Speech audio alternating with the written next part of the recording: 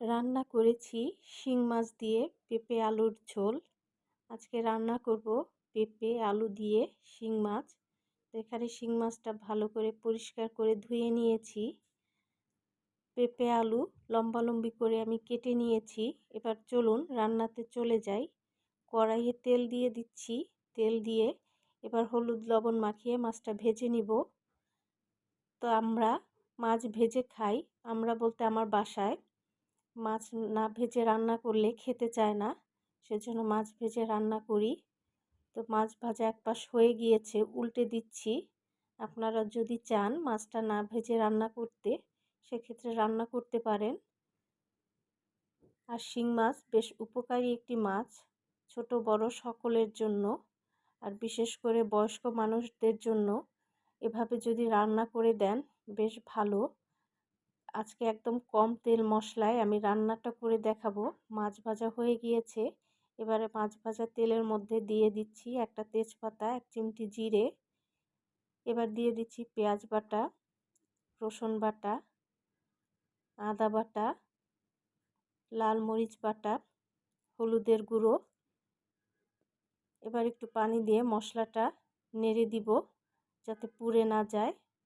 এবারে দিয়ে দিব জিরের গুঁড়ো, ধনিয়ার গুঁড়ো। অনেকে হয়তো বলবেন শিং মাছ রান্না করতে পেঁয়াজ রসুন কেন দিয়েছি। তো সেক্ষেত্রে আমরা আর কি বাংলাদেশি যারা, তারা পেঁয়াজ রসুন খেয়ে অভ্যস্ত। পেঁয়াজ রসুন ছাড়া আমরা কোনো রান্নাই খেতে পারি না, এটা আমাদের খাদ্য অভ্যাস। যাই হোক, মশলাটা আমি ভালো মতো কষিয়ে নিচ্ছি। আবারও একটু পানি দিয়ে দিলাম কষানোর জন্য, যাতে পুড়ে না যায়। আর আজকের রান্নাটা ছোট বড় সকলে এবং গরমের জন্য বিশেষ করে উপযোগী একটি রেসিপি। এবারে কেটে রাখা পেঁপে এবং আলু দিয়ে দিচ্ছি। এভাবে যদি রান্না করে খেয়ে দেখেন, গরমের জন্য বেশ স্বস্তিদায়ক একটি রান্না আজকের এই রান্নার রেসিপিটি। এবারে দিয়ে দিচ্ছি স্বাদমতো লবণ। আর আমরা জানি পেঁপেটা বেশ উপকারী হজমের জন্য। যারা অনেক সময় আছে মুরব্বিরা আছেন, তাদের বিভিন্ন রকম সমস্যা থাকে, শারীরিক সমস্যা থাকে। তো এভাবে যদি তাদেরকে রান্না করে দিতে পারেন বেশ ভালো, তাদের জন্য স্বাস্থ্যের জন্য উপকারী। এবার পেঁপে এবং আলুটা ভালো মতো কষিয়ে নিচ্ছি। এবার দিয়ে দিচ্ছি পানি। রান্নাতে আমি সবসময় গরম পানি ব্যবহার করি।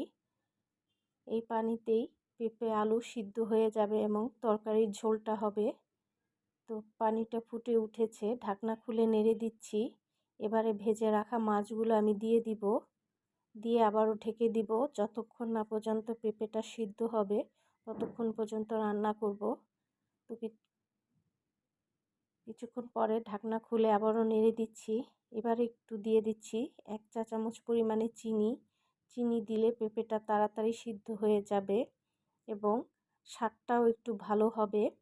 এবারে ভেজে রাখা জিরের গুঁড়ো দিয়ে নামিয়ে নিব, যেহেতু পেঁপে সিদ্ধ হয়ে গিয়েছে এবং ঝোলটাও কমে এসেছে।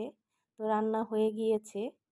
তো কেমন লাগলো আজকে রান্নার রেসিপি, পেঁপে আলু দিয়ে শিং মাছের ঝোল। তো যদি রেসিপিটি ভালো লেগে থাকে অবশ্যই কমেন্টস করে জানাবেন। ধন্যবাদ সবাইকে, দেখা হবে আগামী ভিডিওতে। ভালো থাকবেন।